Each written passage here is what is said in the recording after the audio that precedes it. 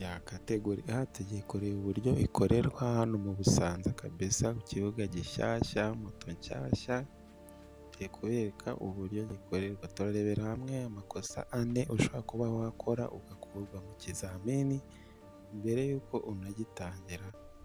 Ayo makosa ni ayahe? Ese amanota yo gutsindiraho ni angahe? Ikizamini cya mbere rero ni aho banyura bazenguruka, icyo bita kwandika 8. Ikizamini cya kabiri aba ari uguhunga inzitizi ndetse n'akayira gafunganye n'umuvuduko 25.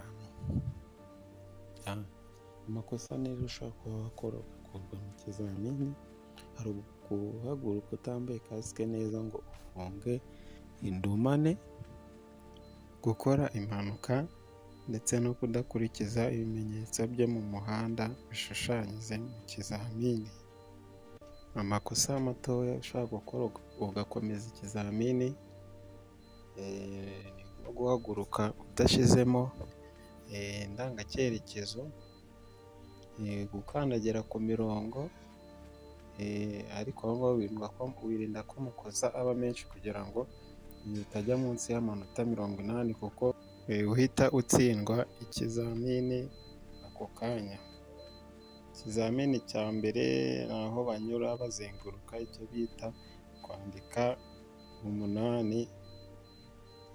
Aha ngaha ugomba kunyuramo wirinda gukoza ipine ku mirongo yo ku mpande. Ikizamini cya kabiri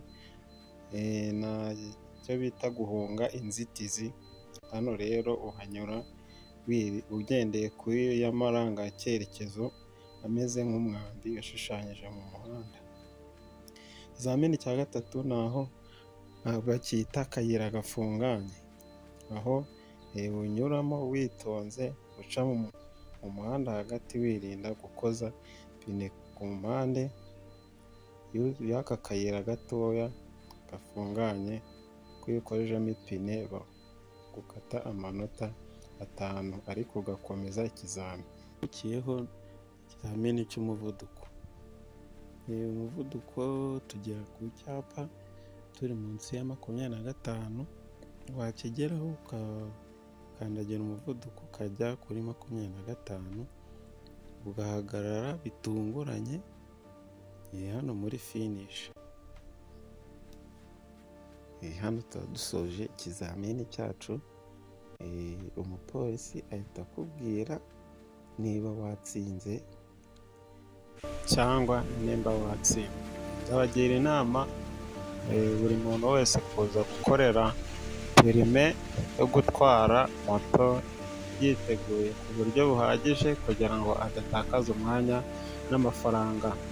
Ndabasaba gukora subscribe kuri Game Over 11 kugira ngo tubane muri video zo gutaha kubategurira za kategori yo gutwara imodoka. Turi kumwe, ndabakunda cyane, murabizi. Ntugende udasharinze cyangwa ngo ukore comment kuri video naho gutaha.